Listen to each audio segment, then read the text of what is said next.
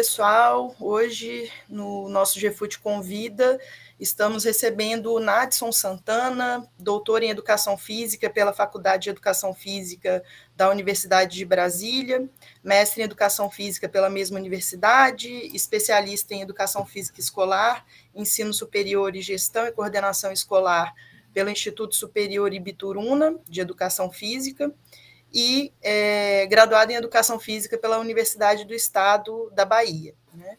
Além disso, ele é professor substituto na Universidade do Estado da Bahia e membro do Grupo de Pesquisa e Formação Sociocrítica em Educação Física, Esporte e Lazer, o Avante, né? E também do Núcleo de Estudos, Pesquisas e Extensão Educacional Paulo Freire.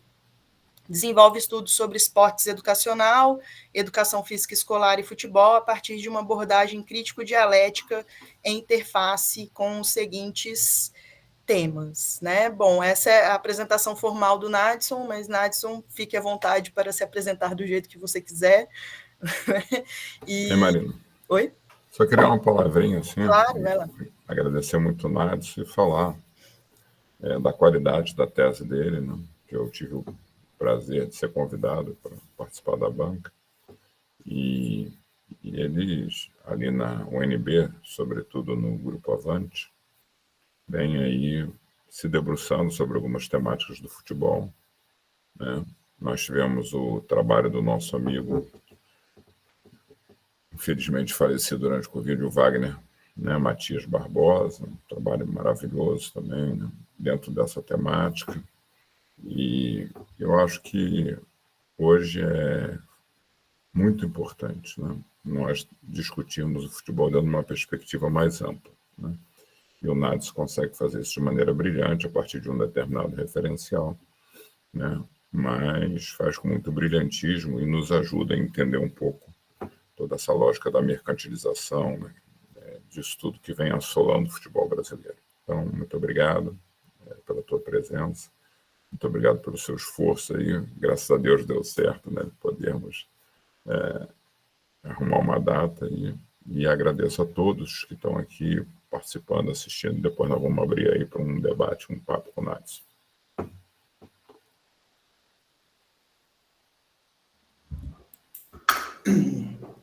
Então, bora lá, né? Primeiro, boa noite para todos, todas, né? Eu quero começar agradecendo o convite aí, né, do professor Silvio.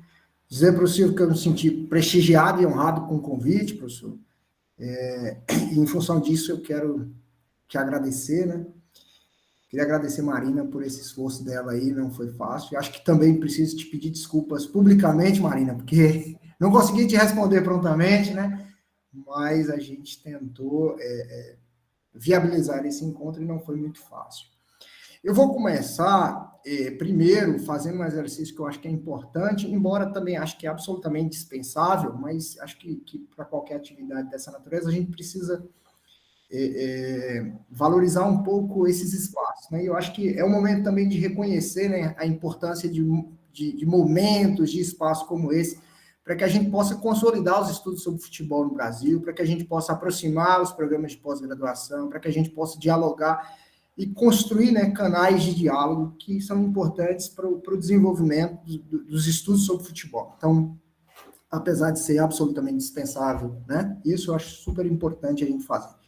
Uma segunda observação, também dispensável, mas igualmente importante, acho que diz respeito, né, ao reconhecimento do GFUT como um sujeito coletivo, né, nos estudos do futebol, que tem levantado, né, as questões do futebol, também a partir de uma determinada perspectiva, né, mas que se constitui como um interlocutor importante do Avante, né, o professor Silvio tem sido convocado para fazer as primeiras análises dos rascunhos que a gente elabora na UNB, exatamente porque a gente tem reconhecido o GFUT como esse interlocutor importante, esse interlocutor primeiro, né. E reconhecendo o GFUT, né, eu vou tentar encaminhar um pouco a encomenda. E aí, falando um pouquinho sobre a encomenda, né, a Marina encaminhou uma mensagem para mim, encomendando uma fala de 30, 40 minutos, espero conseguir fazer, Marina, nesses 30, 40 minutos, sobre a tese, né? E eu até organizei, né, seguida de uma sua encomenda diz, né, uma fala de 30 minutos seguida de uma conversa um pouco mais livre. E eu tentei dar conta, num primeiro momento, de organizar uma apresentação com um conjunto de coisas que eu julgo fundamentais para entender o meu trabalho de tese. Mas achei que ficou extensa, pulverizada, e aí decidi organizar, para esse momento, uma fala um pouco mais focada na primeira parte da tese, porque eu avaliei, professor Silvio, que na minha apresentação, na minha defesa de tese, eu tive que correr muito para falar em 40 minutos sobre um trabalho daquela dimensão que você bem conhece. E aí eu vou preferir dar conta, nesse espaço-tempo de 30, 40 minutos, da primeira parte da tese, julgando que fico na dívida, né, com vocês da segunda parte, mas acho que é importante para o movimento que a gente inaugura aqui de um debate sobre futebol junto ao GFUT. E aí eu vou projetar uma apresentação que eu organizei, e aí quando aparecer aí, vocês me deu ok. Compartilhar. Ocultar. Tá aparecendo aí, gente?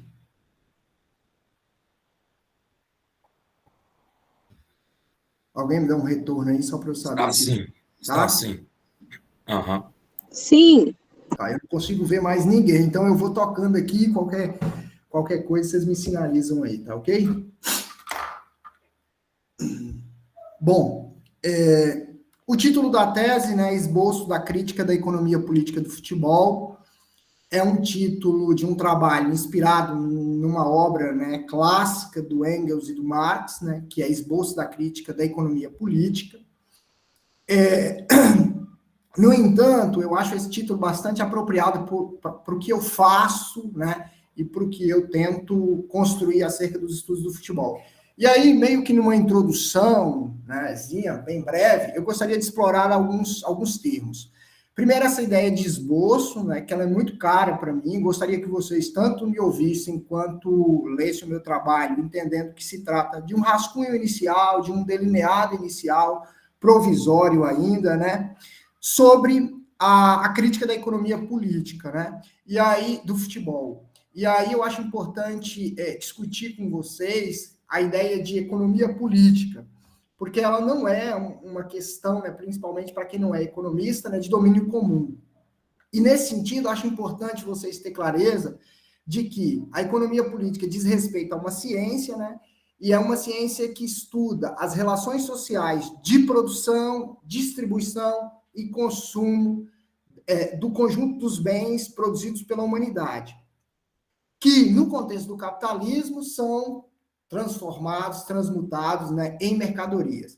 Então, a ideia de economia política é essa ciência que no capitalismo, e sobretudo no capitalismo tardio, vai dar conta de estudar processos de produção, distribuição e consumo de mercadorias. Aí cabe também uma atençãozinha para a ideia de crítica, né? Porque aqui sinaliza para uma certa postura teórica epistemológica que vai na direção de cancelar ou negar, né, a aparência imediata dos fenômenos, aquilo que é flagrante, e tentar, a partir do trabalho de investigação, né, apanhar as contradições, as tensões, as anomalias, as incoerências dos objetos, como uma postura investigativa que nega a aparência e tenta dar conta de uma essência que não é dada imediata, né?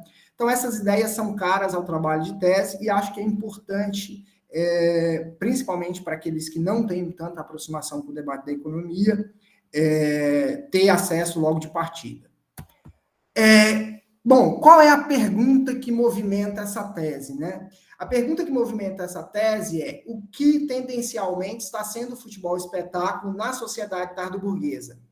E hoje eu vou tentar, a partir da minha exposição, dar conta dessa questão. Mas esse trabalho de tese ele é feito também com uma segunda questão, né, que está relacionada com essa primeira, que diz respeito à ideia de entender, né, como é que opera e como é que se configura a economia política do futebol.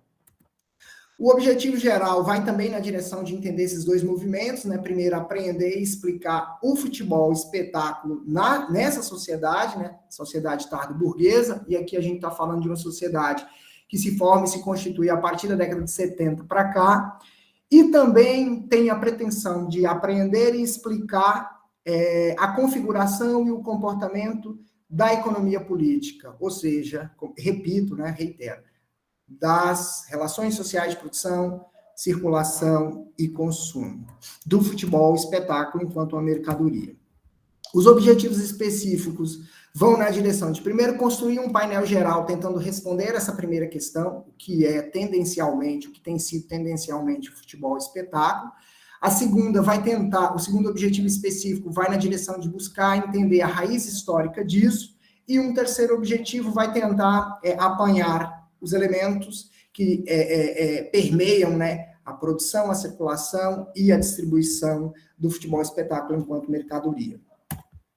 Metodologicamente, é uma tese que é feita atenta à revisão de literatura, à pesquisa documental, e aqui acho que é importante sinalizar, né, que a gente investiga o conjunto dos relatórios, né, da FIFA, da UEFA, da Conmebol, mas também das consultorias independentes. A gente olha para a matéria jornalística, né, e submete esse material, né, a uma análise e uma discussão teórica a partir de uma relação de retomada constante. É uma tese que está organizada em duas partes, né? Como eu disse, hoje o debate é sobre a primeira parte, ou seja, sobre a industrialização do futebol espetáculo no capitalismo tardio, e aí uma segunda parte, né, aborda os elementos da produção, distribuição e consumo do futebol espetáculo como mercadoria. Como eu disse, né, é um texto que é construído em 3 capítulos, né, e cada capítulo tenta responder a um objetivo específico. Na introdução desse trabalho, eu tento fazer uma caracterização do futebol espetáculo, né, e também da própria pesquisa. Para esse momento, eu acho fundamental a gente ter clareza de que eu estou lidando, trabalhando, pesquisando, investigando o futebol espetáculo, que corresponde a uma manifestação esportiva construída na sociedade tardo-burguesa, repito, de 1970 para cá, é produto de processos de industrialização, né, dos processos culturais, e quando eu falo em industrialização, eu gostaria que vocês tivessem clareza, que eu estou me referindo a processos de mercantilização e mercadorização do futebol espetáculo. Ou seja, eu estou falando de processos de transformação do futebol espetáculo enquanto mercadoria e da colocação dessa mercadoria no circuito de distribuição e consumo. Eu estou lidando com uma manifestação cultural específica da sociedade tardo-burguesa que vai, à medida em que se constrói, né, vai se afastando daquelas feições aristocrática elitista, né, vai abandonando suas dimensões comunitárias, associativa, amadora, tradicional, recreativa e popular, e vai ganhando novos contornos, novos direcionamentos e novas articulações.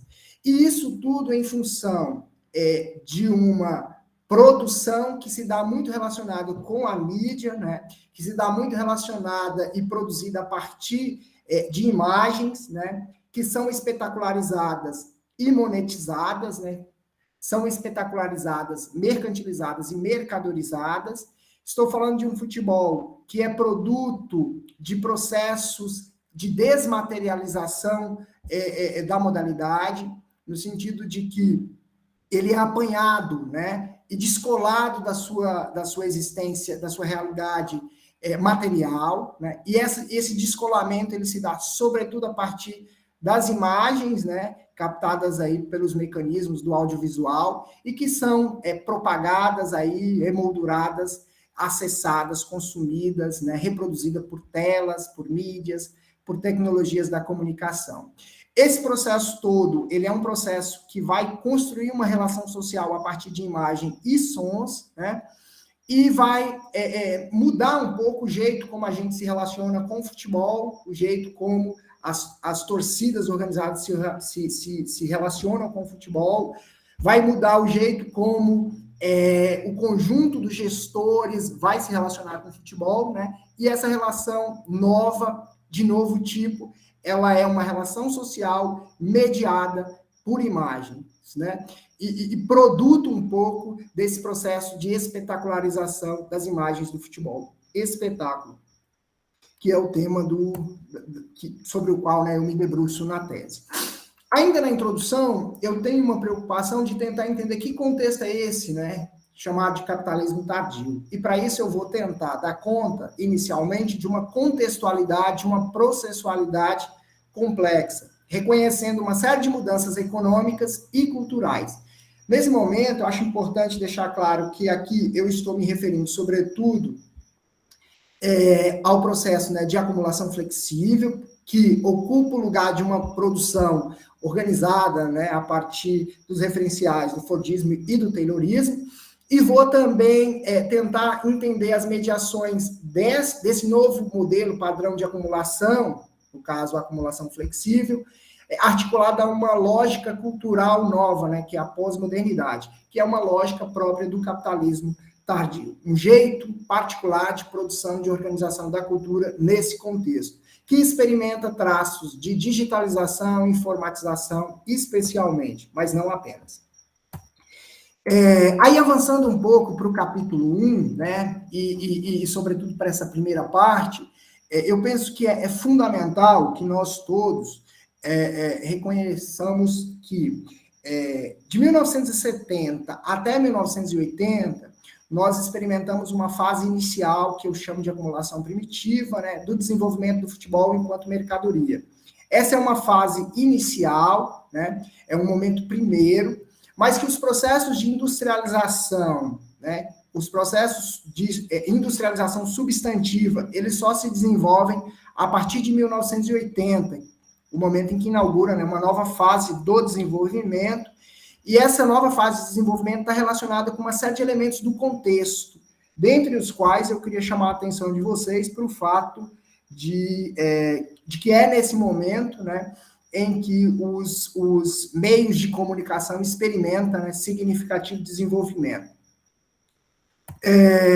E aí, gente, para tentar responder a questão que movimenta o primeiro capítulo, que tendencialmente tem sido o futebol no contexto do capitalismo tardio, eu vou organizar uma série de teses, né, de afirmações. E a primeira tese é uma tese que está preocupada com os processos de empresariamento do futebol. E aí o título dela é Da Cultura Associativa, Sem Fins Lucrativos, ao Empresariamento do Futebol, uma Nova Ordem. Esta tese, né, que se apresenta como uma afirmação, ela vai defender que os clubes associativos, eles vão ser tratados como arcaicos, obsoletos, ineficientes e em descompasso com o tempo presente, e que, sofrendo as investidas, né, de padrões privatistas e privatizantes, que é característico da entrada e da ingerência de capital privado na modalidade, vai produzir modelos de organização esportiva assentado na ideia, né, do empresariamento, na ideia do clube-empresa. E, para além disso, né, num processo de aprofundamento desses movimentos, vai resultar, inclusive, na formação de conglomerados empresariais, que é a reunião de clubes sob a orientação, coordenação de um agente, né, do mercado. Feita essa tese, eu vou tentar demonstrar essa tese, né? E, para demonstrar a tese, eu vou trazer uma série de indícios, de vestígios, que dão conta de demonstrar o trabalho da tese. E aí eu começo chamando a atenção para a década de 80, quando as agremiações italianas abrem os clubes italianos para o capital privado, né, se organizando aí como sociedade anônimas, como clubes, empresas. Chama a atenção para o movimento que atinge a Espanha, com as sociedades anônimas esportivas, a Inglaterra, sobretudo ali no contexto do governo de Margaret Thatcher, né, e a Organização Liberal do Futebol Inglês, ali motivado um pouco por uma preocupação com segurança. Vamos também chamar a atenção, né, para como esse processo chega à Alemanha, à França, Portugal, e se espraia, né, por outros países da Europa. Mas, especialmente, o debate circula em torno da transformação das associações, dos clubes associativos em clubes-empresas, nesse núcleo duro da Europa. Vou também chamar a atenção para um movimento mais recente, né, que são a multipropriedade, que é a multipropriedade de clubes, né, E aí chama atenção especialmente para o City Futebol Group, né, que usando petrodólares tem adquirido clubes ao redor do mundo, né, e construído essas multinacionais do futebol. E nesse processo eu tento dar conta de chamar atenção para os processos de empresariamento do clube, não desconsiderando o fato de que esse movimento ele não se dá sem resistência, né? Então, há resistência. Brasil e Argentina são países que acampam, né, a resistência ao processo de empresariamento e não pode ser desconsiderados nessa discussão. A segunda tese é uma tese cuja preocupação passa pela administração, né, dos clubes de futebol, pelas novas formas de gerir e de administrar os clubes de futebol. Mas não apenas, né, pelas formas de administração das outras entidades de administração do futebol, não apenas as entidades de prática. E aí, o anúncio dessa tese é o de que várias formações socioeconômicas, elas têm, independente da organização, se é clube empresa, se é clube associativo, se é clube de organização mista, né? Eles têm incorporado uma série de linguagens, métodos, mecanismos, disciplinas, ferramentas, instrumentos que são próprios das corporações empresariais. E nesse processo todo, a gestão amadora tem sido condenada, né, e substituída por racionalidade técnica e por um controle burocrático profissional. Isso tudo tem desdobrado numa mudança gerencial que é fundamental à transformação do futebol em mercadoria. Quais são os indícios e os vestígios disso? Primeiro, a fixação de modelos de gestão empresarial para a coordenação do conjunto das atividades dos clubes. Há uma incorporação de uma lógica comercial que são hegemônicas das corporações no âmbito dos clubes e das entidades de administração do futebol. Há uma condenação por parte da mídia e de outros sujeitos envolvidos com o futebol da gestão amadora, que é crivada, né, como uma gestão ineficiente, vulnerável, anacrônica e responsável pelos processos de falimento, né, dos clubes. Há um processo de incorporação de uma gestão preocupada com a otimização de custos e benefícios. Há uma pressão para a incorporação de uma política própria de mercados.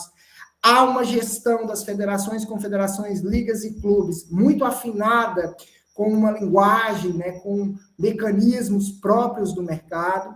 E aí, nesse processo todo, a FIFA ela tem adotado uma postura coordenativa no sentido de implantar uma gestão profissional.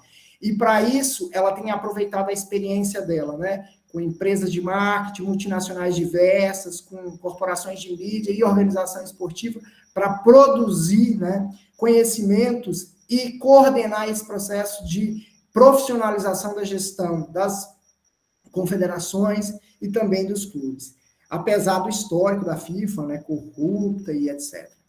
A UEFA, ela tem atuado como uma grande empresária, né, e, portanto, já com uma lógica empresarial na gestão do futebol europeu, inclusive soltando diretrizes, né, econômicas para regular o comportamento financeiro dos clubes, né, o fair play financeiro é apenas um dos exemplos, mas existem outros.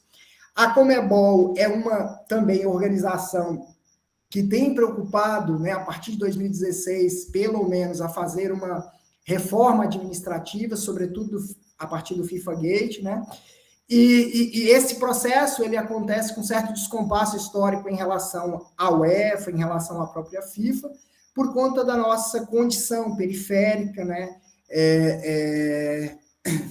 Por conta da nossa condição periférica, que atinge, né, não só o capitalismo latino-americano, mas, sobretudo, a nossa condição enquanto região que produz, né, uma determinada mercadoria nesse mundo da bola global, que eu vou explorar um pouquinho mais adiante. A terceira tese é uma tese que busca pensar um pouquinho sobre a espetacularização do futebol na era da acumulação flexível, né? É uma tese que eu busco problematizar um pouco a questão da desmaterialização e do futebol como imagem, e essa imagem como mercadoria. Para isso, eu vou reconhecer que as performances esportivas, de maneira geral, elas estão hoje voltadas à apreciação e à fruição estética, seja nos estádios, seja na TV, né, na computação pessoal, nos smartphones, né? Fato é que essa performance ela é apreciada e fruída, né, a partir desse processo de captação de imagens. E esse processo de espetacularização dessas imagens na mídia, eles vai ganhar, né, novos contornos, produto um pouco das revoluções tecnológicas que são produzidas. E aí, nesse processo, eu vou defender que há a produção de um novo fenômeno, né, que é o futebol espetáculo, e que se projeta como uma imagem autonomizada, né, da atividade futebolística profissional, que vai ser trabalhada, explorada pela linguagem audiovisual. E aí, isso faz parte de um movimento estético, socioeconômico e político, né, que busca sempre desmaterializar e mercantilizar as formas culturais. É, inclusive, uma característica do capitalismo tardio, é uma característica da cultura nessa fase do desenvolvimento do capital. Também vou argumentar e defender que esse processo tem outros desdobramentos, como o caso da construção de um complexo entre futebol e mídia, cujas fronteiras, os limites, assim, estão borrados, fluidos, porosos, né, e a gente não consegue definir bem onde começa e onde termina. Os indícios e as cisões desse processo, os indícios, né, e os vestígios desse processo, passa primeiro pelo reconhecimento de que esse movimento não se dá sem a cisão entre atletas e audiência, especialmente, entre leigos e especialistas, amadores e profissionais. Esse movimento ele não acontece sem a inserção da mídia televisiva, que acontece desde 1970, né, fruto do desenvolvimento tecnológico da comunicação no âmbito do futebol, e que essa inserção ela tem resultado, né, numa relação social nova, como eu já sinalizei, pautada, pensada, articulada a partir do entretenimento audiovisual, e que tem como um desdobramento, né, a produção de espetáculos esportivos por parte de grupos midiáticos, inclusive, né, que já na história do desenvolvimento das forças produtivas já ficou responsável, inclusive, pela produção de grandes eventos esportivos. Para além disso, a gente tem a construção, a sedimentação de clubes, né, como produtores de conteúdo audiovisual também, e dessa relação, dessa imbricação, dessa aproximação, é possível falar que tanto mídia quanto futebol, eles se constituem mutuamente e numa relação simbiótica e predatória eles se desenvolvem. Para além disso, gostaria de chamar a atenção de vocês que esse processo, ele é um processo, antes de tudo, de automização e desmaterialização do futebol, e que isso se dá a partir de todo um mosaico de câmeras, né, que vai produzir uma radiografia rica, ampla, diversa, variada, né, da modalidade. Esse processo, ele é cuidadosamente adornado, né, e aí a gente poderia aqui citar, né, as câmeras 360, os replays, as retomadas, as animações todas, que têm produzido um futebol espetáculo como uma experiência sociocultural, mediada por imagens espetacularizadas, que impactam o conjunto dos torcedores, mas também de outros agentes, né, que, não tendo uma relação tão orgânica com o futebol quanto os torcedores, né, apreciam e tomam contato com a atividade. Na quarta tese, o debate passa um pouco pelo entendimento do futebol como uma plataforma de comunicação. O diálogo aqui é com a ideia da inovação estética e a construção de uma nova áurea, né, para as mercadorias. E aí, gente, esse processo ele se dá, primeiro, considerando o prestígio e o alcance do futebol, né, e exatamente por conta desses dois elementos, o futebol vai se configurar como um veículo e um canal de comunicação que tem botado em circulação produtos, serviços ligados ou não ao esporte. E nesse processo, né, o futebol ele acaba, né, compondo, acaba participando do processo de regulação pela procura das mercadorias, no processo de aceleração da circulação dessas mercadorias. E aí, quando eu falo de aceleração das mercadorias, de aceleração da circulação das mercadorias, eu estou falando exatamente de aceleração do processo, do tempo, né, em que as mercadorias ficam no mercado, e também estou falando de um processo de um futebol, né, que enquanto veículo e canal de comunicação, opera em função da realização de capital, ou seja, opera para agilizar os processos de consumo do conjunto das mercadorias. E, em função desse debate todo, estou defendendo que o futebol no espetáculo, no contexto do capitalismo tardio, constitui também como uma plataforma de publicidade.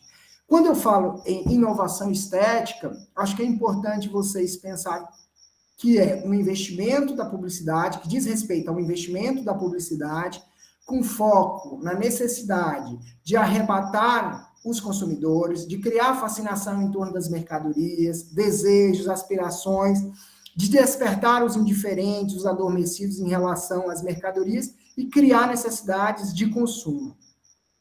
Em função disso, o futebol ele vai, à medida em que é canal, veículo de comunicação, colocar as mercadorias, e aí são produtos, materiais, mas também serviços, em circulação. E essas mercadorias, elas acabam aproveitando todo o universo simbólico do futebol, para ser consumidas, para poder realizar capital. Eu acho que um exemplo ajuda bastante a entender esse processo, quando a gente pega, por exemplo, as propagandas feitas por jogadores de futebol, e nesse processo, os jogadores, ao produzir publicidade, acaba acenando aos consumidores, buscando agradar esses consumidores, arrematar esses consumidores, convencer esses consumidores acerca da necessidade do consumo. O capital precisa estimular necessidade de consumo. E o jogador faz isso ao fazer publicidade, ao fazer propaganda. Ao mesmo tempo, essa presença de jogador colado com produtos e serviços ornamenta esse produto, rejuvenesce esse produto, mas, para além disso, cria vinculação social com o produto, cria penetração e lastro social. E aí acho importante a gente lembrar, por exemplo, aquela marca de shampoo, Clearman, quase que numa relação paradigmática, a gente pensa nessa marca de shampoo e no Cristiano Ronaldo, que é quem popularizou o shampoo anti-caspas. Mas existem outros tantos exemplos.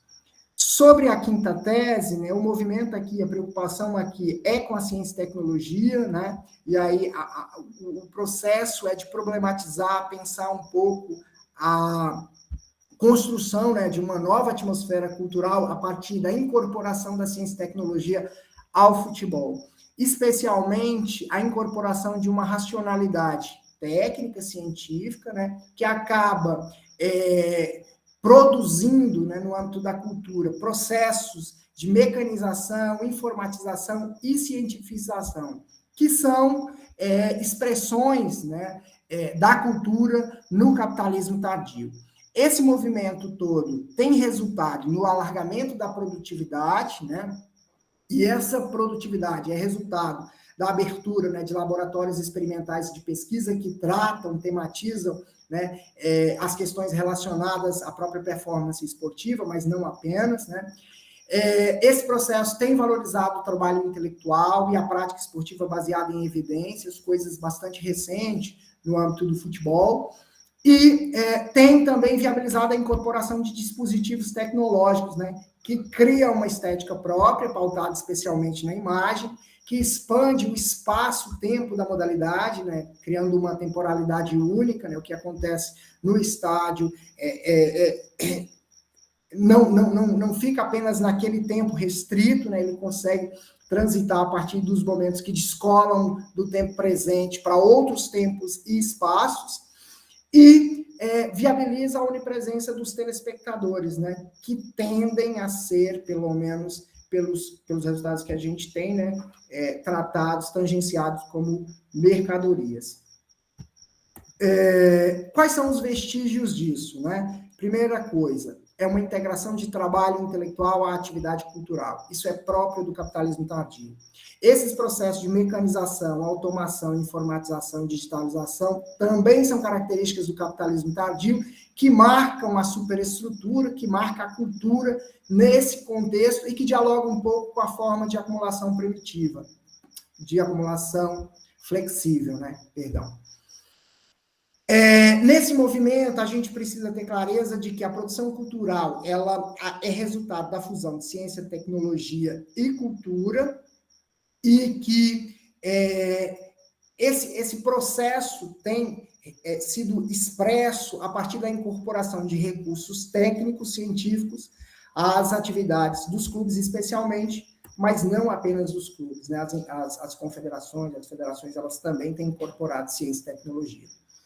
Avançando um pouco, acho importante a gente ter clareza que o trabalho no âmbito dos clubes, né, das entidades de prática, ela tem sido pautada, né, na ciência e tecnologia, não à toa o treinamento, a preparação, a gestão, o planejamento estratégico, inclusive a política administrativa, ela valoriza softwares, valoriza trabalho intelectual, é pautada em evidências científicas, de maneira que eu vou defender no trabalho que o jogador de alto nível é um produto da ciência e tecnologia. Mesmo porque a alta produtividade que é cobrada desse jogador é produzida pela ciência e tecnologia, por todo um trabalho, né, da biomecânica, dos estudos aí relacionados à ciência de dados e outras tantas áreas de conhecimento que estão relacionadas com a ciência e tecnologia. Para além disso, acho que é importante a gente ter clareza que esse processo ele se dá de maneira muito desigual.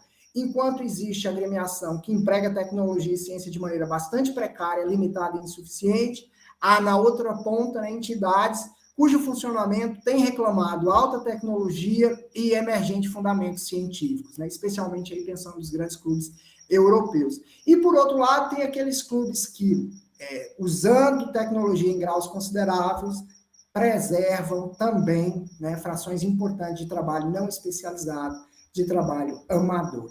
Isso é expressão, inclusive, da organização desigual do setor. A sexta tese é uma tese em que eu busco dialogar um pouco sobre a expansão dos mercados do futebol espetáculo.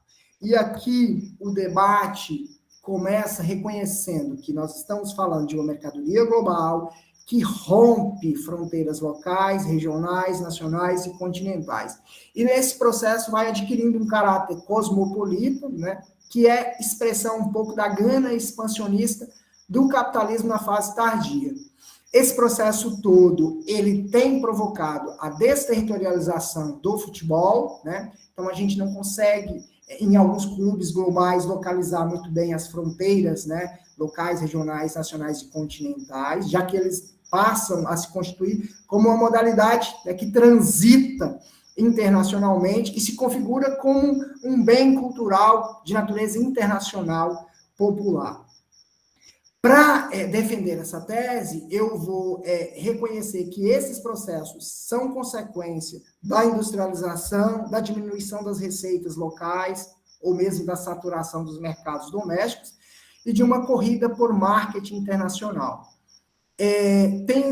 Tendo também a reconhecer a FIFA como um importante agente na exportação, na expansão dos mercados do futebol, sobretudo priorizando aí a África, o Extremo Oriente e os Estados Unidos, né, como áreas, né, em que o futebol tende a penetrar, já que nesses campos instabilidades políticas, mas também outras práticas culturais acabam colidindo com o futebol. A própria Copa do Mundo, ela tem sido projetada, pensada para abrir espaço, né, para abrir mercado, não à toa, se a gente examinar os últimos anos, a gente percebe uma nova geografia, um novo circuito, e nesse circuito há espaço para países da Ásia, sem qualquer tradição no futebol. O último caso é bastante emblemático, né, o Catar.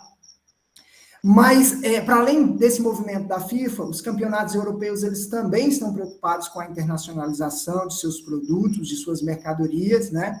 E, inclusive, já se projetam, né, como mercadorias internacionalmente consolidadas. O caso da Premier League é emblemático nessa direção. Há, além disso, ações dos clubes, né, para a internacionalização de suas marcas, né? E aqui, nesse processo, os clubes tem preocupado em ocupar e atacar os espaços marcados pela ausência de clubes e campeonatos populares, né?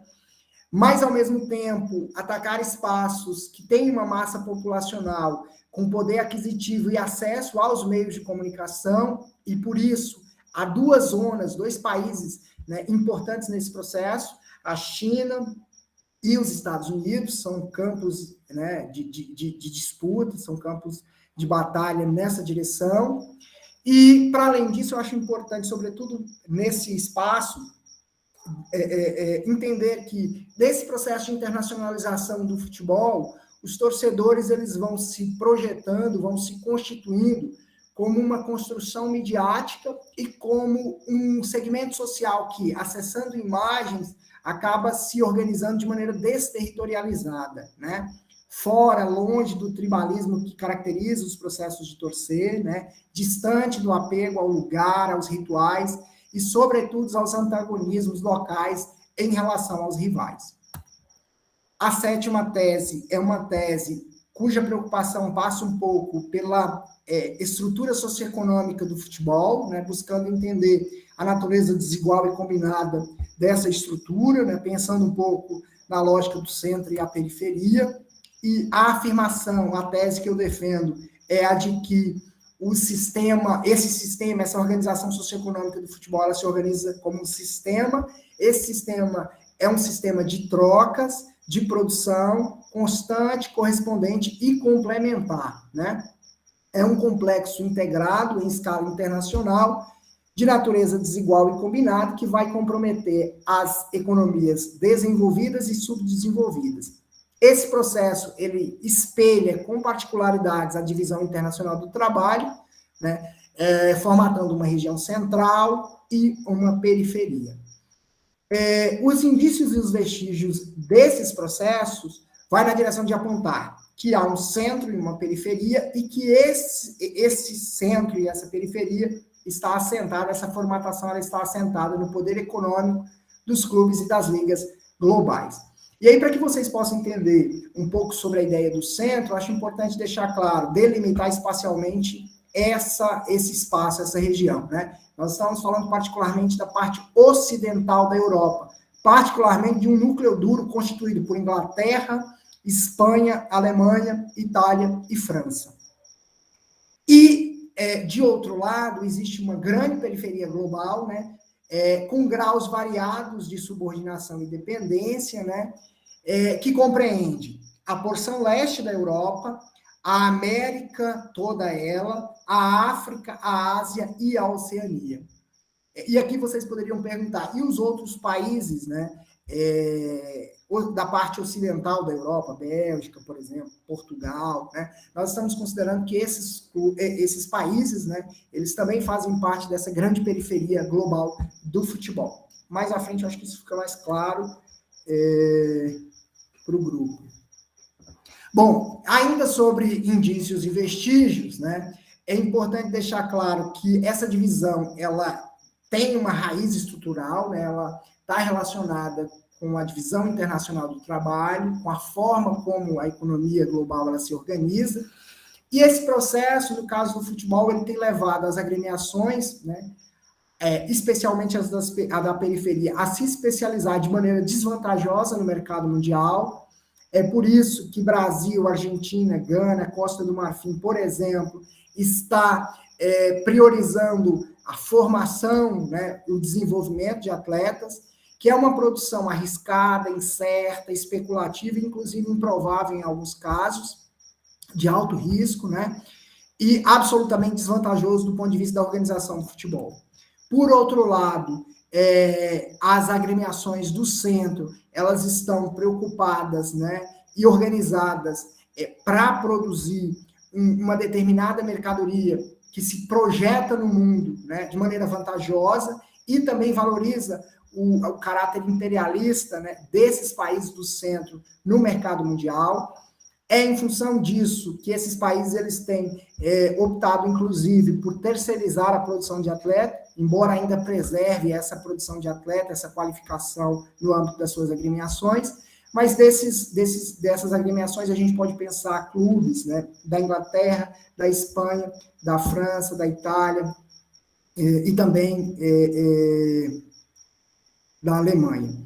Evidentemente que a França ela tem uma particularidade porque ela opera tanto como correia de entrada, correia de transmissão, quanto como um país imperialista no conjunto do mundo, inclusive valorizando a sua condição de centro.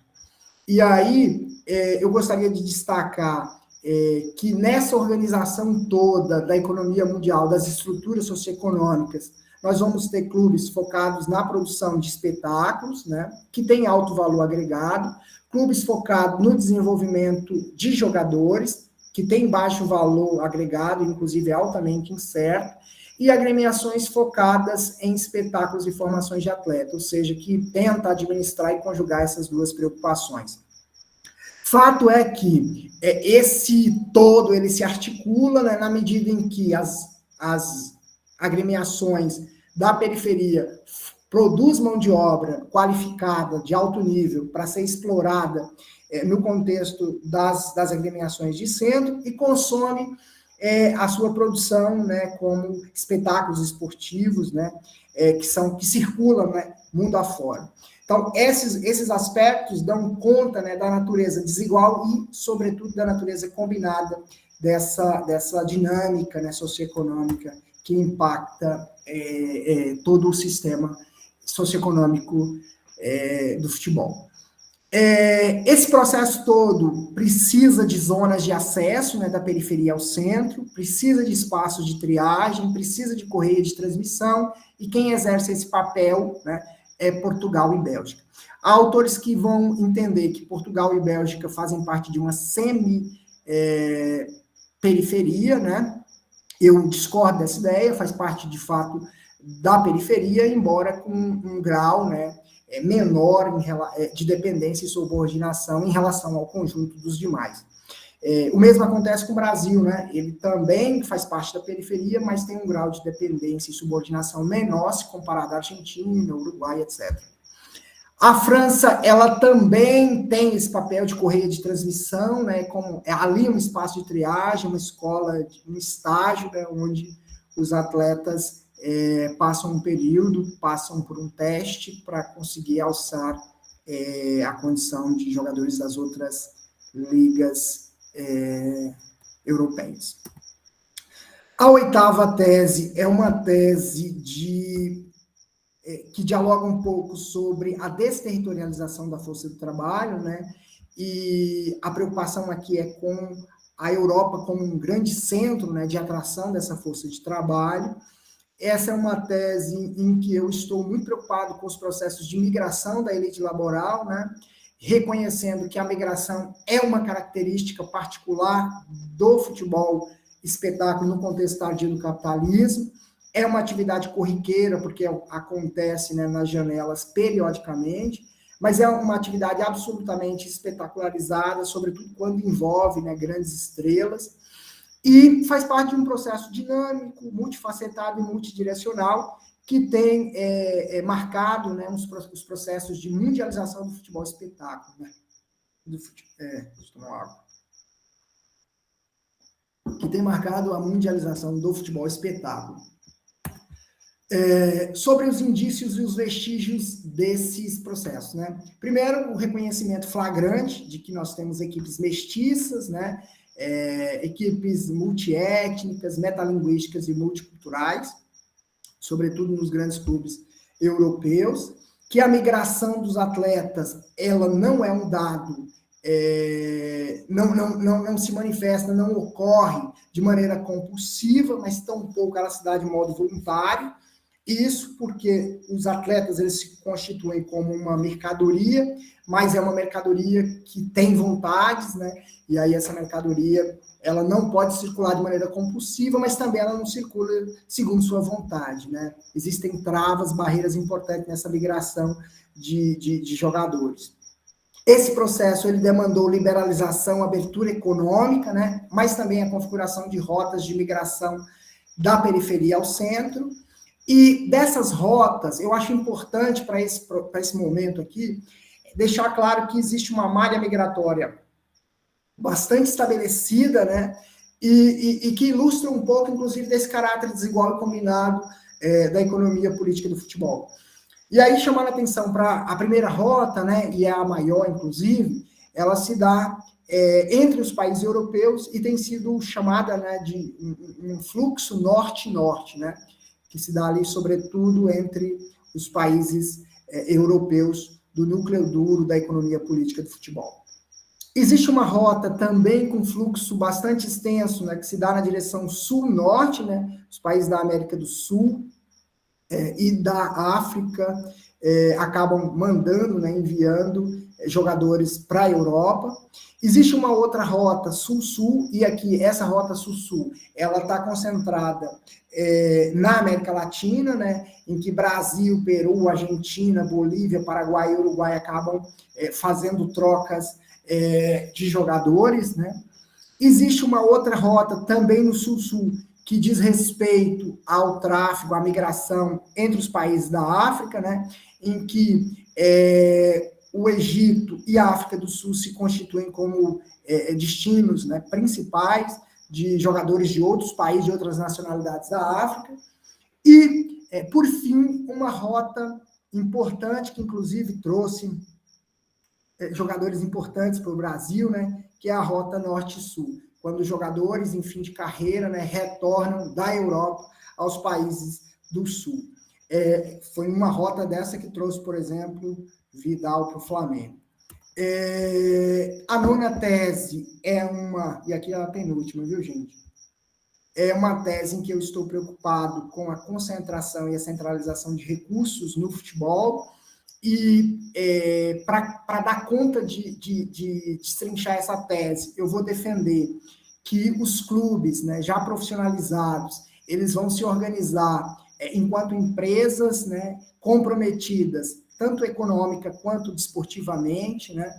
E nesse processo, esses clubes eles vão desenvolver um conjunto de mecanismos que tenta alavancar a acumulação de capital, fazer com que tenham, né, capitais à disposição, cada vez mais capitais à disposição, e também buscam desenvolver mecanismos de concentração. O problema é que tem barreiras, né, jurídicas que impedem a concentração. A concentração de capital ela se dá, sobretudo, com a fusão, né, de empresas. No caso do futebol, a gente não consegue visualizar a fusão de clubes, inclusive porque não se admite, né, que o mesmo dono tenha clubes concorrendo no mesmo campeonato. Porém, o movimento do capital ele burla, né, esses processos, e com os processos de globalização, tem permitido, por exemplo, que um mesmo agente seja dono, né, de mais de uma agremiação em diversos países do mundo. E aí, esse é um processo, esse é um mecanismo, né, de concentração de capital no setor que pode ser tomado, entendido, né, inclusive, a partir de uma metáfora clássica, que é a metáfora do oligopólio. Gostaria ainda de chamar a atenção para vocês, né, que o capital que é investido, né, nos clubes, eles buscam procedimentos para eliminar as barreiras e as fronteiras, né, que impede de ampliar capital pela fusão das agremiações, e um dos principais exemplos nesse caso é o próprio City Futebol Group, né, que a partir do petrodólar consegue comprar clubes Brasil, mundo afora, né, Brasil, Inglaterra, Uruguai e etc. Os indícios e os vestígios disso, né? Do ponto de vista histórico, esse é um movimento embrionário, né? É um movimento que ainda está engateando, sobretudo porque ainda tem barreira jurídica para isso, mas é flagrante, né, quando a gente percebe que grandes clubes globais, grandes ligas globais acumulam recursos demasiadamente em relação a outros, né? E aí a gente percebe, numa busca rápida nos relatórios das consultorias independentes, um abismo econômico grande entre a Big Five e as demais ligas. Quando eu falo Big Five, eu estou falando exatamente das 5 grandes, né? Que são ligas ricas, midiáticas, competitivas, prestigiadas e desejadas, né? E que tem um fosso enorme que separa em relação às outras ligas, sejam elas europeias ou de outros países, de outros continentes. Há uma hegemonia financeira, né, das grandes ligas e dos principais clubes dessas ligas, né? E aí um exemplo que se destaca é a própria Premier League, né, que embora componha a Big Five, ela é uma gigante que destoa, inclusive, das outras 4, e esse destoar ele se dá, sobretudo, a partir da acumulação, né, da concentração de capital. Dentro dessa liga, curiosamente, há uma casta alta, que eu estou chamando de mini-ligas, né, porque dentro da própria Premier League existe processos, né, de concentração que flagrantemente pode ser caracterizado como um segmento, né, muito particular dentro do futebol inglês, e são esses clubes, né, exatamente por concentrarem capital, que acabam monopolizando, controlando e influenciando, né, desde a venda dos direitos de transmissão, a arrecadação com patrocínio, publicidade, mas também com a contratação dos melhores recursos humanos, né, além de conseguir uma base significativa de fãs, né. Acho importante dizer que esse processo ele não é apenas característico do espaço europeu. No Brasil, a gente pode tomar Flamengo e Palmeiras como bons exemplos, né? Existem autores que já começam a pensar, será que o que acontece no Brasil é o mesmo que acontece na Espanha? Será que por aqui há uma espanholização do futebol brasileiro? Já são questões que aparecem na literatura, né? E que está muito afinada com esse movimento de tentar entender o que acontece aqui. Fato é que aqui também há processos de concentração de capital, recursos, de maneira flagrante. Acho importante, nesse processo, chamar a atenção para a constituição das redes e das cadeias globais de clubes, que burlam um pouco as normas jurídicas, né, e que vai na direção de apontar para processos de centralização, que é, como já disse, processos de fusão, né, de clubes e de empresas. A 10ª tese, ela é uma tese que defende que a industrialização, como um processo de mercantilização e mercadorização, ela tem sido intensificada, sobretudo a partir de 1980. E esse processo de intensificação, ele se dá a partir de processos de expropriação. Os processos de expropriação, para quem não é iniciado assim, no marxismo, diz respeito à dispossessão, né? Quando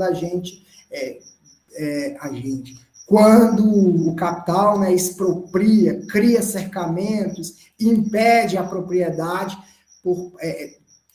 seja da comunidade, da classe trabalhadora ou de outros agentes. Esse processo de expropriação é um processo que intensifica a mercantilização e a industrialização do futebol espetáculo, porque ele vai tornando o futebol espetáculo cada dia mais uma mercadoria, cada dia mais um objeto inacessível pelo conjunto da população, sobretudo da classe trabalhadora, que, por conta dos quadros, né, todos de indigência, não consegue, muitas vezes, acessar, comprar, adquirir esse bem no mercado. Então, a tese para a expropriação, ela vai no sentido de dizer, a intensificação da industrialização do futebol, ela depende da expropriação. E, além disso, o futebol, né, acaba endossando e catalisando processos expropriatórios. Isso fica claro quando a gente tem clareza de que a construção de novas arenas fazem parte de um processo de expropriação, na medida em que expulsa os torcedores tradicionais, os torcedores populares dos estádios, e torna o estádio, né, quase como um estúdio para a produção de imagens. Esse é um processo de expropriação, porque tira da posse, né, dos torcedores aquilo que era um direito tradicional, um direito conquistado. Outro movimento de expropriação é a própria criminalização das torcidas, né? E esse movimento, acho que vocês entendem, tenho certeza, entendem muito mais do que eu, é um processo que acaba por marginalizar os torcedores, acaba por distanciar e construir relações mais superficiais, menos orgânicas em relação aos clubes. Esse processo também é um processo de expropriação. Os quadros de corrupção também precisam ser tratados como expropriação, na medida em que condena gestões amadoras e defendem, né, gestões profissionais. Por outro lado, né, a associação da modalidade com o projeto de regeneração do solo urbano acaba viabilizando, né, processo de expropriação já em curso, na medida em que viabiliza a gentrificação, a remoção de comunidades inteiras, né, em nome de projetos como os projetos dos mega-eventos. Outro processo de expropriação, esse é um dos mais violentos, pelo menos na minha avaliação, né, que é a consolidação de redes de tráfico de menores, que ocorre em função da pilhagem, né, de jovens jogadores dos países pobres, das nações em desenvolvimento.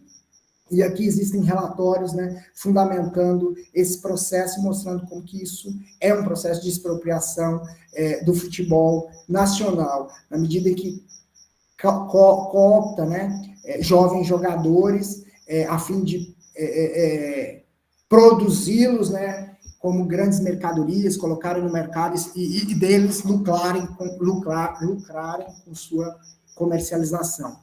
Para além disso, a gente precisa ainda falar da inclusão precoce criminosa de crianças no trabalho do futebol, contrariando, né, legislação internacional, inclusive. Não podemos esquecer da violação das leis trabalhistas, né, que afeta o conjunto dos trabalhadores da bola. E aqui a gente precisa destacar a questão das jornadas de trabalho, né, sobretudo a indefinição da jornada de trabalho e do sobretrabalho.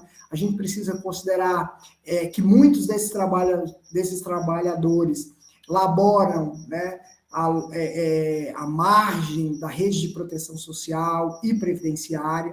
A gente precisa considerar a segregação, a marginalização e a alienação do torcedor popular em relação ao futebol, e aí, sobretudo, reconhecendo os processos de higienização dos estádios, né, como um processo expropriatório.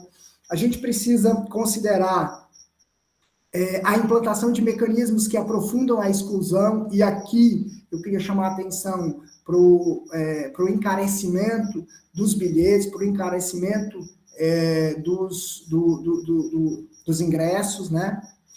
E também a suspensão de direitos tradicionais, né? Do direito ao clube, do direito ao torcer, do direito ao estádio e do direito à sociabilidade produzida no âmbito do futebol. Por fim, eu gostaria, tendo estourado todo o tempo, chamar a atenção para o fato de que esses processos de industrialização do futebol reconfiguram a modalidade e é destravado por pelo menos 2 fios condutores básicos. Primeiro, com a importação da lógica do capital para a esfera da cultura, e aqui a gente está falando de cultura esportiva, sobretudo para os processos de produção, divulgação e consumo, e um outro fio condutor desse processo é justamente a desmaterialização, que eu insisti bastante durante minha fala, das expressões culturais, aqui falando especificamente das expressões culturais esportivas, /futebol, por meios eletrônicos e digitais. Aqui estão algumas das referências que eu trabalho na tese, pelo menos as mais importantes, e é importante socializar. Eu agradeço demais o convite e peço desculpa por ter extrapolado o tempo. Imagina, Nadson, é um panorama bem amplo, né? Compreensível. Muito bom, gente.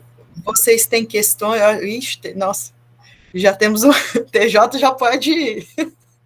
já pode iniciar os trabalhos, e aí quem quiser se inscrever para algum questionamento, algum comentário, pode colocar o nome no chat ou levantar a mãozinha que eu vou organizando aqui, tá bom? Vai lá, TJ.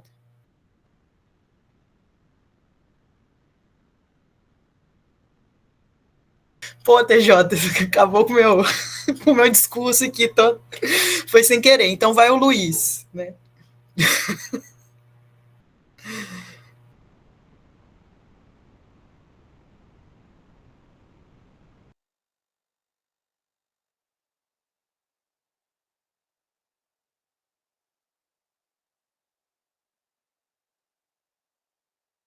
O Luiz vai escrever a pergunta dele aqui, que ele está sem microfone, né? E aí eu leio. Enquanto isso, também, se mais pessoas... O Irlan se inscreveu. Ah, Irlan. Irlan, o seu é falado ou é escrito? Se for falado, acho que você pode falar enquanto o Luiz escreve. Falaram. Pode ser falado mesmo. Primeiro, boa noite aí a todos e todas. Prazer estar participando com vocês aqui. Agradecer a quem me mandou o convite, que eu não lembro agora exatamente quem foi, mas muito útil, importante para mim, e uma sensação de que voltar um pouquinho para o ambiente acadêmico faz muito bem para a gente, porque às vezes a gente acha que a gente está emburrecendo, mas é muito bom, né? Então, desde já, parabenizar a Nadson em trabalhaço, deve ter sido muito conflituoso trazer conceitos tão consagrados e às vezes até rígidos, né? A gente tem essa aproximação com a literatura marxista ou marxiana, né? Como algum gosta de falar, mas sabe que certas vezes os conceitos atrapalham mais do que ajudam, né? Então, insistir na viabilidade deles para analisar um fenômeno como o futebol, ainda mais esses fenômenos tão recentes, né? E você fala de clube empresa 4 décadas para cá, né? A gente está falando de multiclub ownership de uma década para cá no máximo, né? Então, é muito, muito bom ver um esforço desse tipo. Então, já parabenizando você e também, né, sugerindo aí que algum dia a gente troque uma ideia melhor. Eu até chamei Anderson Santos para colar aqui, professor da UFAL, que é uma fera da economia política da comunicação, que estuda muito futebol também, principalmente direito de transmissão. E há alguns anos já a gente vem batendo a bola para tentar desenvolver alguma coisa do tipo, Nadson, e sabendo que é muito difícil, né? Então, eu, Anderson Santos, Emanuel Leite Júnior, né, a gente troca uma bola com o César Bolanho, que é da economia política da comunicação, que eu acho que também tem algumas contribuições históricas que podem somar muito ao seu trabalho aí. E aí, principalmente, a provocação que eu vou te fazer agora, né? Acho que não tenho nada, definitivamente nada a discordar das colocações que você colocou, das suas teses, da forma que você metodologicamente brincou aí, né, com indícios e vestígios e tal. Mas a provocação que vem, inclusive, do livro do próprio Wagner, que eu tenho aqui, muito lamentavelmente não tive a oportunidade de trocar essa ideia pessoalmente com ele, ou desenvolver mais essas discussões, mas é sobre essa ideia do espetáculo, né? Para a gente da comunicação é tema quase que central, principalmente para quem fala de economia política, né, crítica à economia política. E vocês trabalham com a ideia de futebol espetáculo que, para mim, e eu acho que Anderson tem um certo acordo comigo nisso também, que seria uma espécie de futebol mediatizado, né? Futebol trazido para os meios de comunicação e transmitido para além do público que já está dentro do estádio. E eu, particularmente, sou mais... eu acho que o espetáculo ele já está presente, já é uma lógica presente no futebol desde os primórdios, principalmente quando se torna um espetáculo, né, comercializado através da venda de bilhetes, por exemplo, em estádios, né? Isso é uma provocação que eu deixo para você. Imagino que você tem um alinhamento muito grande, né, teórico, do que Wagner também produzia, né, afinal vocês se conheciam, né, estudaram, trabalharam juntos, e é mais ou menos isso, né, porque eu particularmente não acredito que o espetáculo ele se inicie com a mediatização, né? Eu acho que ele já era parte central do funcionamento do futebol, até porque isso também vai ser, né, um elemento central para justificar como os clubes de futebol são alvo, né, e aí na economia política da comunicação tem a contribuição de Bolanho nesse sentido, né, de publicidade e propaganda, e ele define como propaganda muito mais do ponto de vista, né, da projeção de ideologias e de grupos de poder, e a publicidade muito mais para o capital privado, em concorrência ou, né, ideologicamente falando. Então, assim, de certa forma, os clubes de futebol eles ganham a notoriedade que eles ganham desde os primórdios, exatamente porque o espetáculo já estava presente nisso, né? Então, é uma provocação que eu faço para vocês nesse sentido, muito mais conceitual do que necessariamente de... Conceitual não, acho que é terminológico do que conceitual, porque a gente entende que você quer falar do esporte de espetáculo com certeza. Valeu, parabéns de novo aí. Nadson, a gente pode fazer um bloco com essas 3 perguntas e você responde, ou você acha que vai ficar muito? Como é que é? Como você prefere? Já quer responder o Irlan? Tranquilo, pode ser as 3, né? Tá. Então, o Luiz, antes de passar para a Roberta, o Luiz... Oi, Leandro, tudo bem? Bem-vindo. O Luiz tinha colocado aqui, né, que ele te parabeniza pelo trabalho e que queria perguntar o que você pensa em matéria de futuro, para onde isso tudo caminha, né? E aí, agora, Roberta, e aí depois a gente passa para o Nadson e quem quiser puxar outra rodada, fique à vontade aqui no chat ou levantando a mãozinha, tá bom? Boa noite, sou Roberta, sou assistente social, pesquiso racismo no futebol, estou no doutorado também, sou do fã-clube marxista. Eu sempre brinco com a Marina que eu sempre estou no trânsito, então cheguei agora em casa, pode ser que a pergunta que eu vou te fazer você já explicou, mas por algum motivo de ambulância e barulho do trânsito eu não tenho ouvido. Você falou logo no início de uma coisa que é próprio, né, da teoria marxiana, das contradições e das resistências, né? Então, que, se eu entendi direito, o Brasil estava muito no campo da resistência a essa lógica da acumulação do futebol dos outros países. Aí eu te pergunto, Nath, de fato é uma resistência no sentido de questionar essa lógica e de propor outros paradigmas, ou é uma incapacidade mesmo de fazer o que os outros países estão fazendo, né?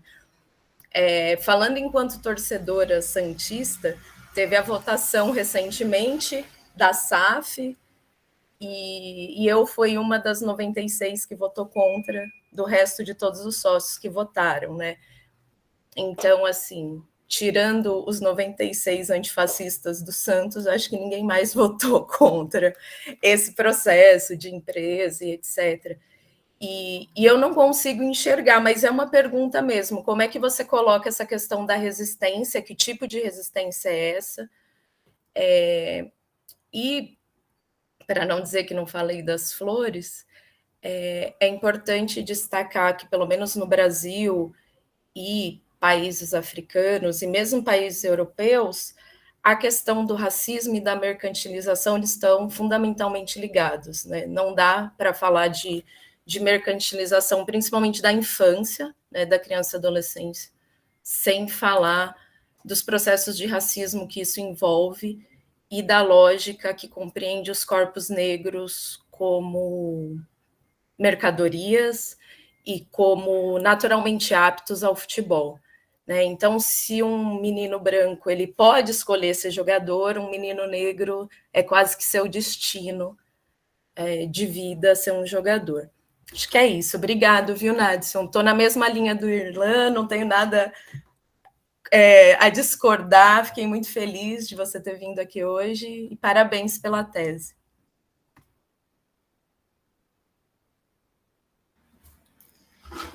Pronto, né, Marina? Agora sou eu.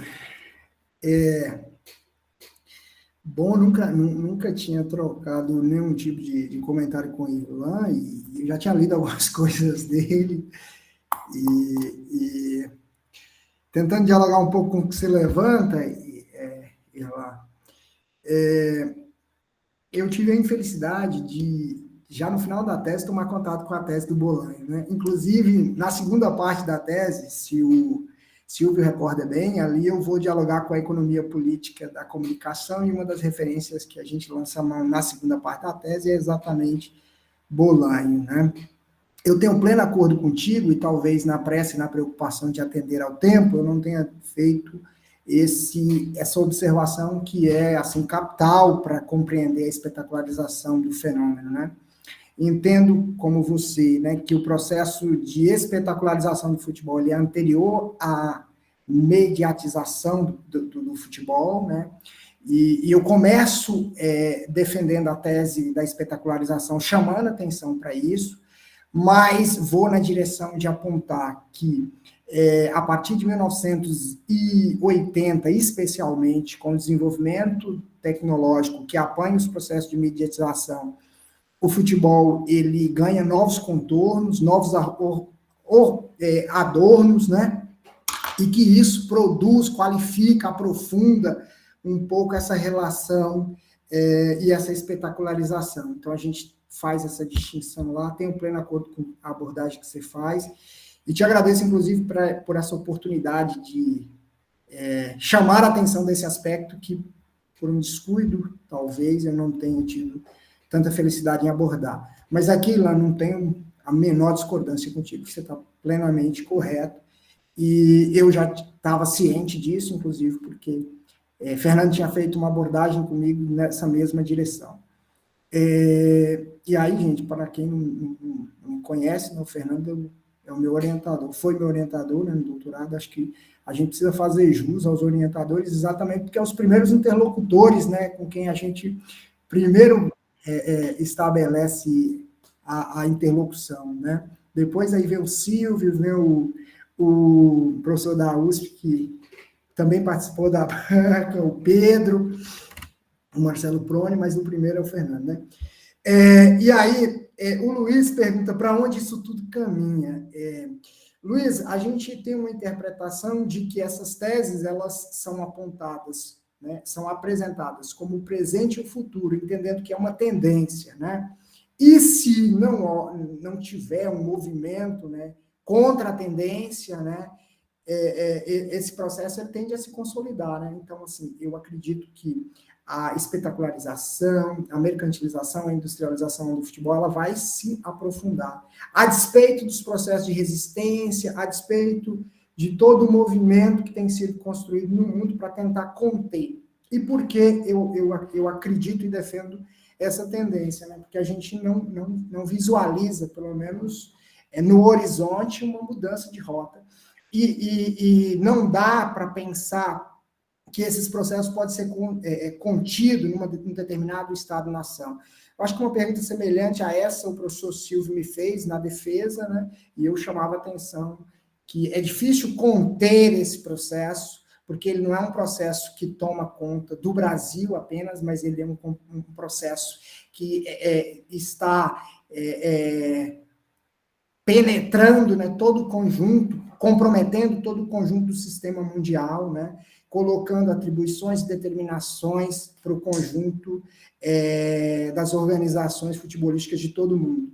Então, em menor ou maior desdobramento, rebatimento, eu acho que os processos de industrialização tendem a ser intensificados, tendem a ser aprofundados, né?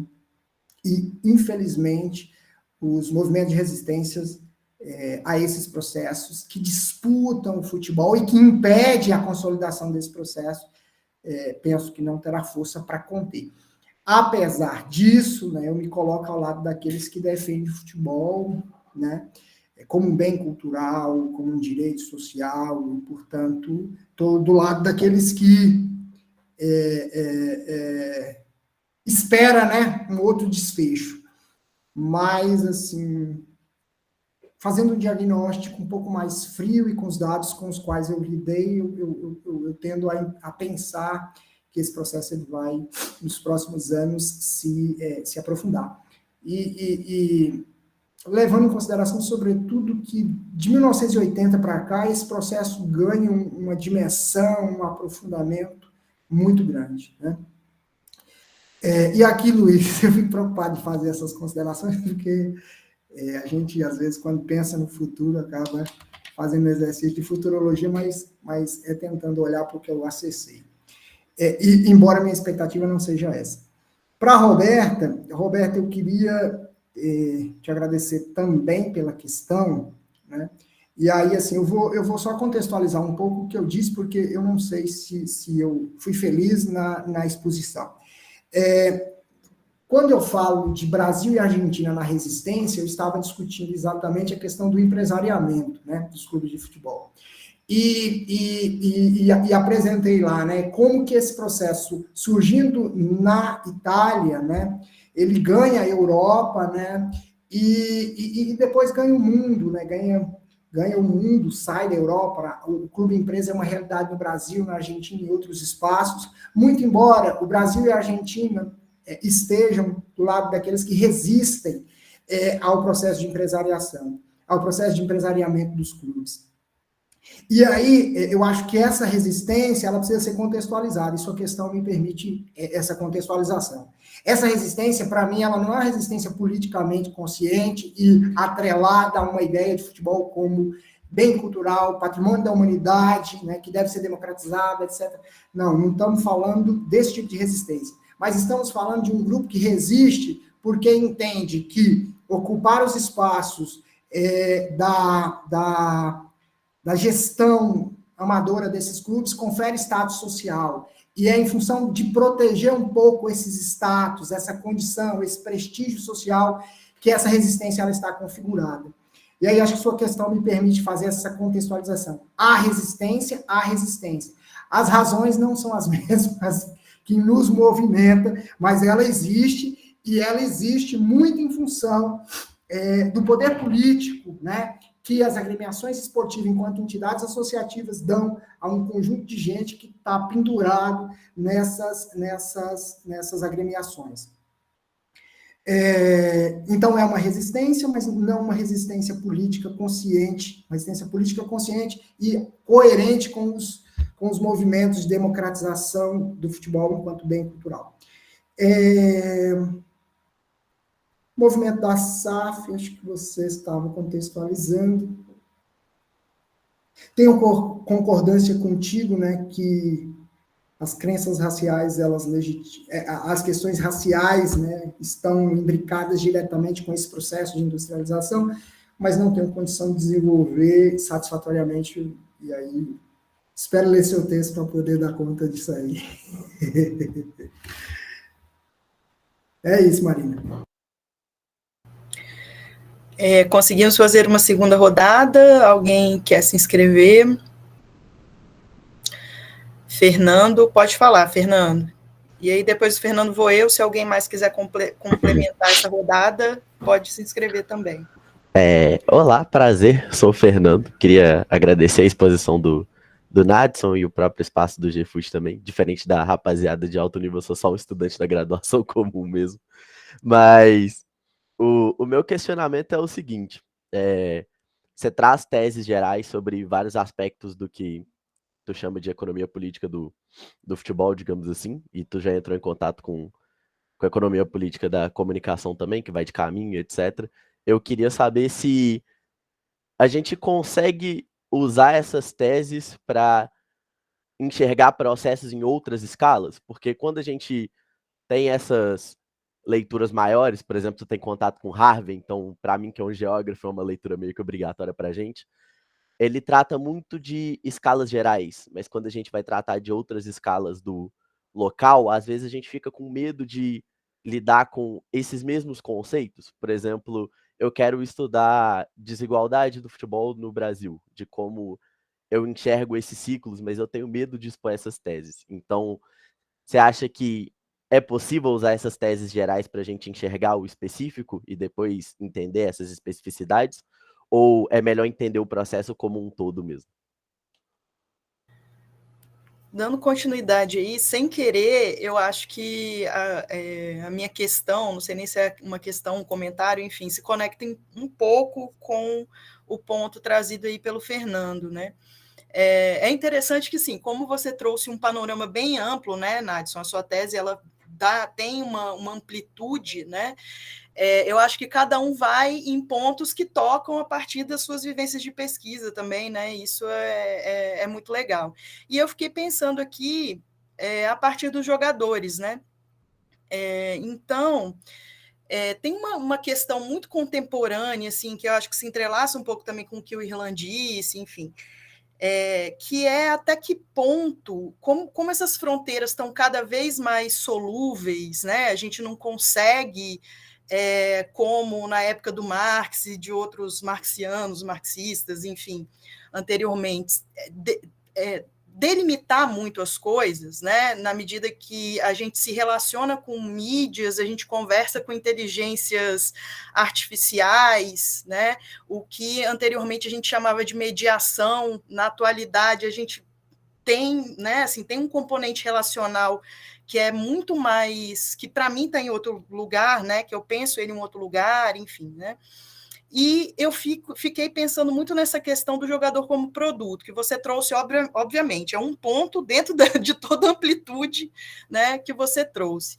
Mas aí eu gostaria de saber mais um pouco, ampliar o foco um pouco nessa questão do jogador, né?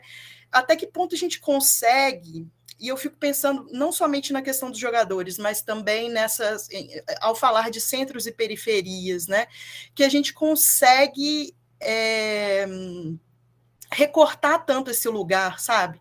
Porque ao mesmo tempo que o jogador ele é um produto, sem dúvidas, ele também é o termo que vocês usam aí, ele é um empreendedor de si, né, no mercado. Então, que é uma relação um pouco diferente de você ser somente um pé de obra, enfim. E aí eu queria saber se você tem alguma, né, se na sua tese, porque eu não li, obviamente, se você toca um pouco nessas questões, né, na empresarialização não somente dos clubes, mas também desses jogadores e de nós, seres humanos, como trabalhadores, né, nesse redimensionamento de mercadoria para pequenas empresas, né, pequenas ou grandes empresas, mas em grande parte pequenas empresas, ou nem isso, enfim. Um comentário questão aí para né, complementar. E se alguém quiser, eu acho que o Nadson poderia responder essas duas, e se alguém mais quiser se inscrever, está aberto aí.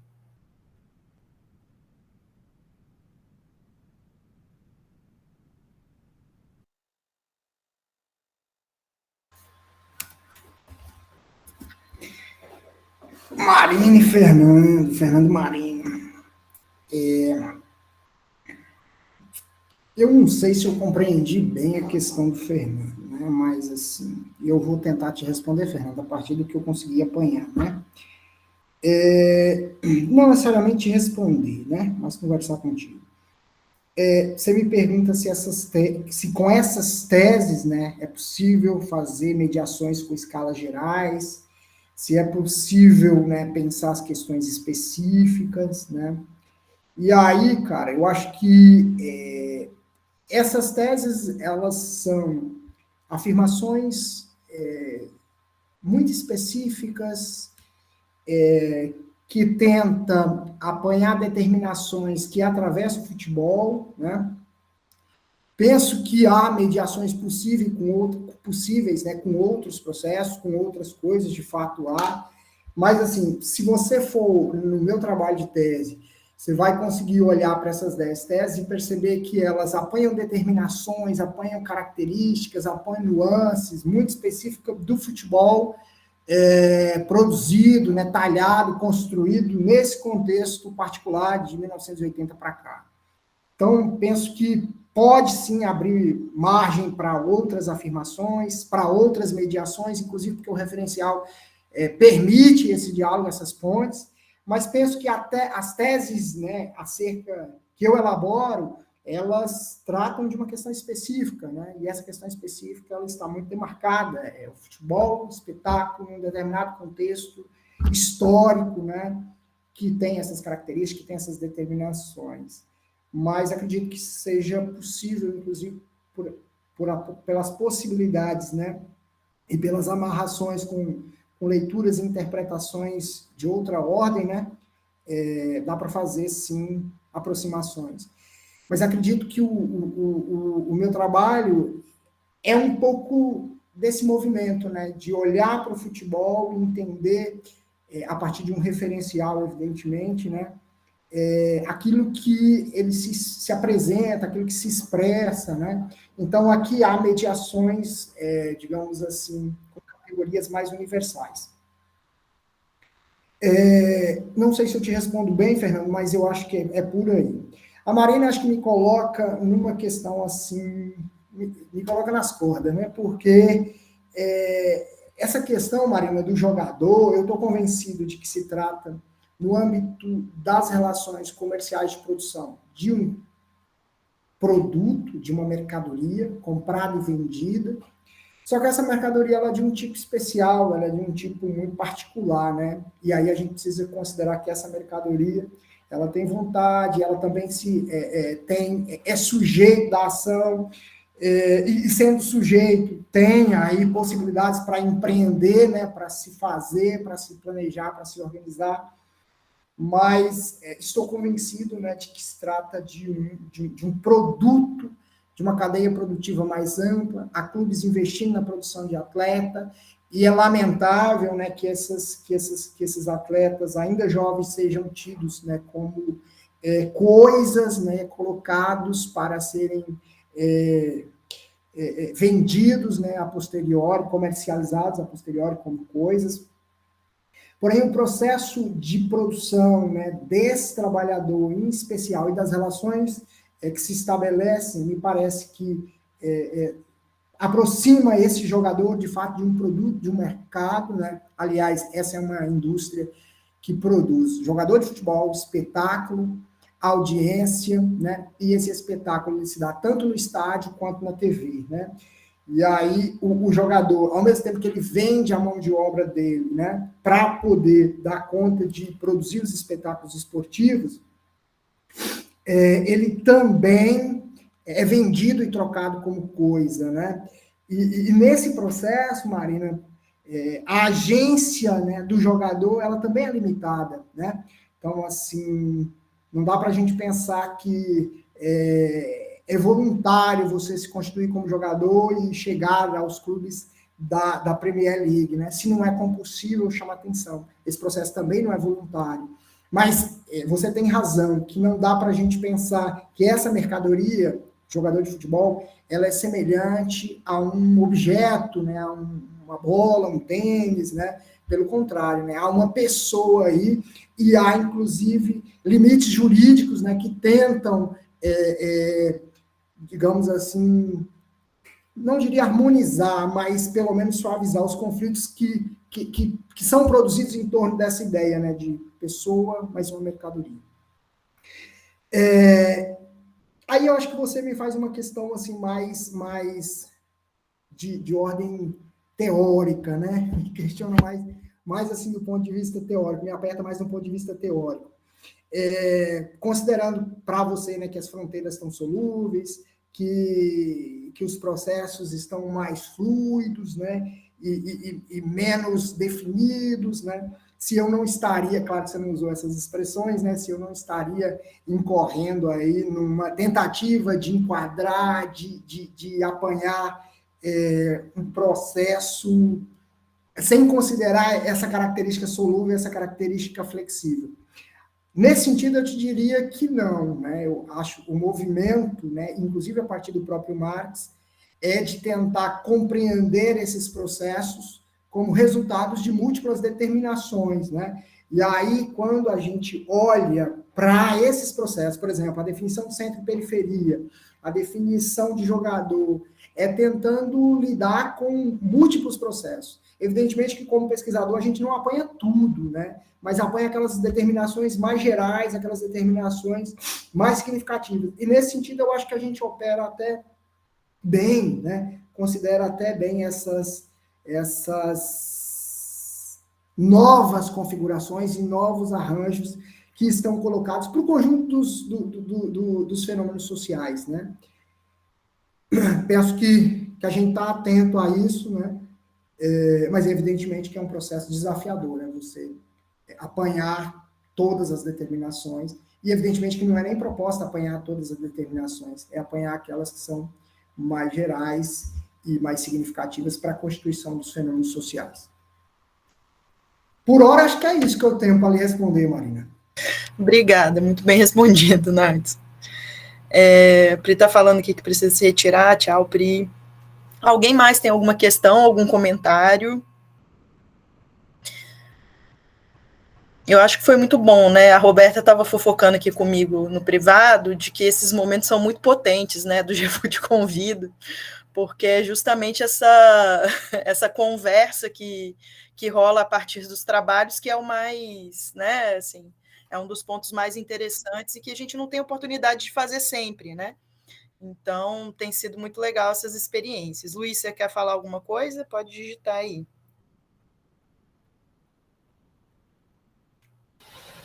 Enquanto o Luiz digita, eu gostaria só de reforçar, né, essa percepção da Roberta, dizer que entre os projetos de extensão do GFUT, né, esse é um projeto que me causa muita alegria, né, porque, como o Irlan disse, né, a gente às vezes sente falta aí de uma aproximação num debate acadêmico, né, a miúde, né? Um debate acadêmico sem estrelismo, um debate acadêmico também generoso, né?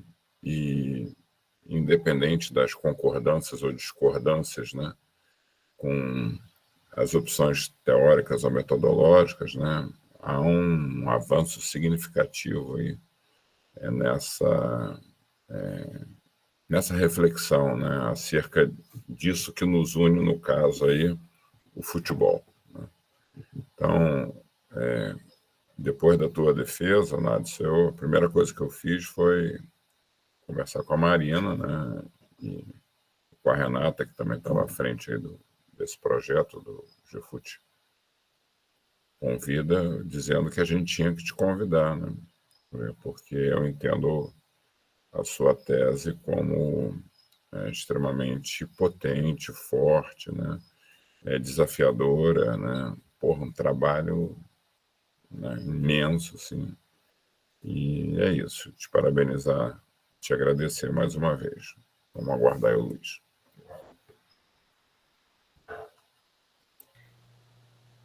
O Luiz está colocando aqui que no Brasil, com o advento da Lei Pelé, que tirou os jogadores das garras dos clubes e colocou nas garras dos agentes FIFA, né?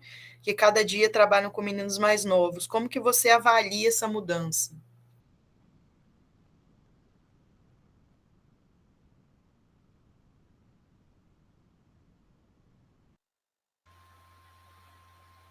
Luiz, como que eu avalio a mudança? Acho que trocou gato por lebre, né?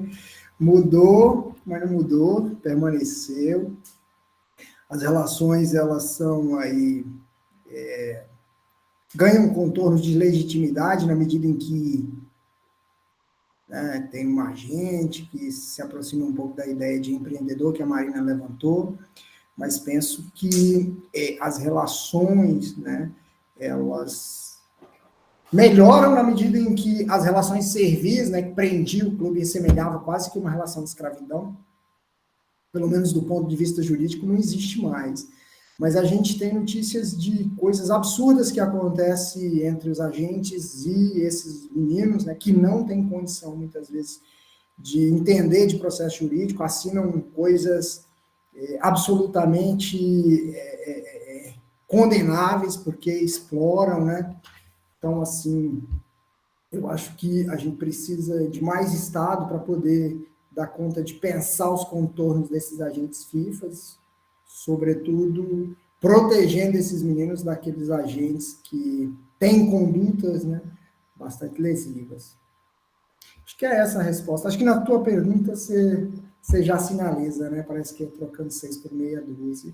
E em alguma medida até mas há avanços, né, na medida em que impede os clubes, né, de manter essas relações arcaicas, servis, bastante semelhantes aos processos ainda de escravidão, né, onde a pessoa estava vinculada a um clube como objeto de posse. Eu acho que é isso, Luiz, que eu tenho para te dizer nessa conversa. O Irlan levantou a mão aí também, pode seguir, Irlan. Um jogo rápido, só aproveitar que tem bastante gente aqui ainda, né? E o debate traz também debate da economia política, ou incita também algumas curiosidades do futuro. E Nadson trouxe muito bem como a nova fase hoje é dos conglomerados internacionais, né? E se formam de diversas maneiras. Até assim, a gente acompanha o tema com muito afinco, a gente tem certa dificuldade de encontrar um padrão. O padrão que a gente tem é que os caras, boa parte dessa geração de compradores de clubes, né, esses vorazes compradores de clubes, primeiro, tinham à disposição muito capital por uma injeção por ocasião da pandemia, né, no caso do capital norte-americano, a vida toda eles foram muito bem servidos de socorros e por isso eles conseguem ter recursos para comprar empresa no mundo inteiro, né, chamada liquidez, o que também forma as bolhas que eles sempre criam e eles sempre se danam com isso também e deixam metade do mundo passando fome. Mas, por outro lado, também tem uma crença, que é uma geração de compradores de clube, que ela realmente acredita que pode transformar o futebol para algo finalmente rentável. Então, há um entendimento, parte dessa geração de compradores, que o futebol é uma atividade deficitária. Então, voltando da discussão que a gente está trazendo até aqui, Nadson, inclusive nas suas teses, eu não sei se isso chegou a ser colocado como algo central, ou você pincela sobre isso, ou provoca isso, mas eu abri a sua tese aqui para dar uma olhada nas referências, porque tem várias referências que eu também recorri lá na Sporting Society, né, Football Society, que é a galera que frisa bastante. O futebol é uma atividade extremamente deficitária, os clubes estão quebrando, e só se mantém clube porque existe uma relação de patronato que se sustenta até os tempos atuais. Né? Então, eu queria meio que provocar um pouquinho disso também. Não sei se você chegou a ter tempo de refletir sobre isso, que sua tese também é 2022, e esses fenômenos, né, são de alguma forma recentes, ainda mais no Brasil, mas sobre essa questão, né? Como esses caras entendem que o futebol pode se tornar rentável na mão deles, só que agora se antigamente se quebrava com um clube só na mão, agora vão se quebrar com 6, 8, 10 clubes na mão. Né? Então, te deixo essa provocação aí, considerando que nem todo mundo é Abu Dhabi, né? Que sai derramando dinheiro e petrodólares no futebol.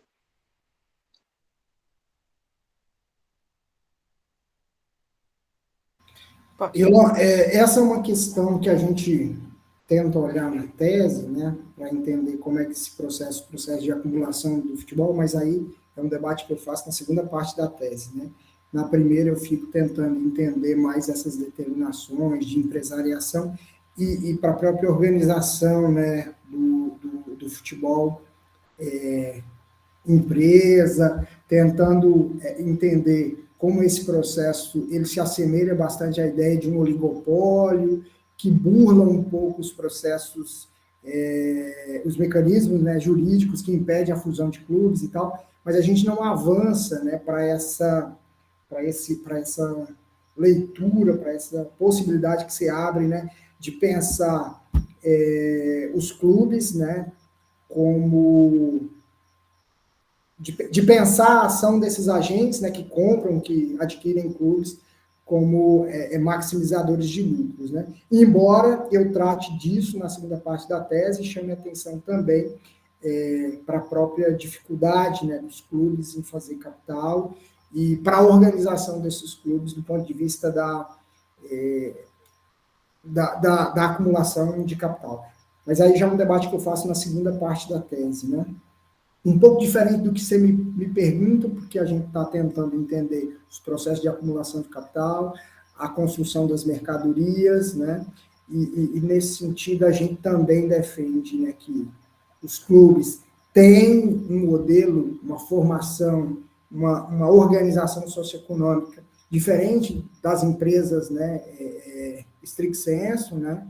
Há particularidades nesse processo, né?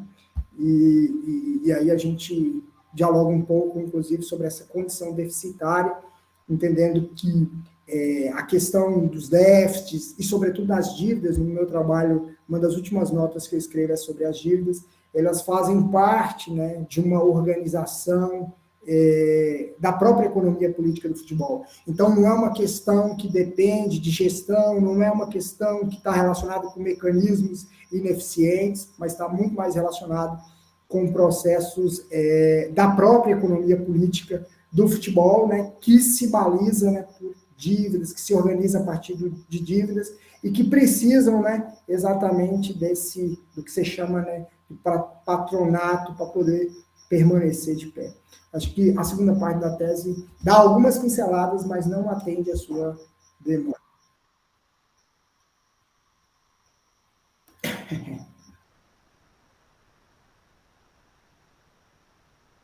A tese está disponível, sim, respondendo a Roberta, que perguntou aqui, né?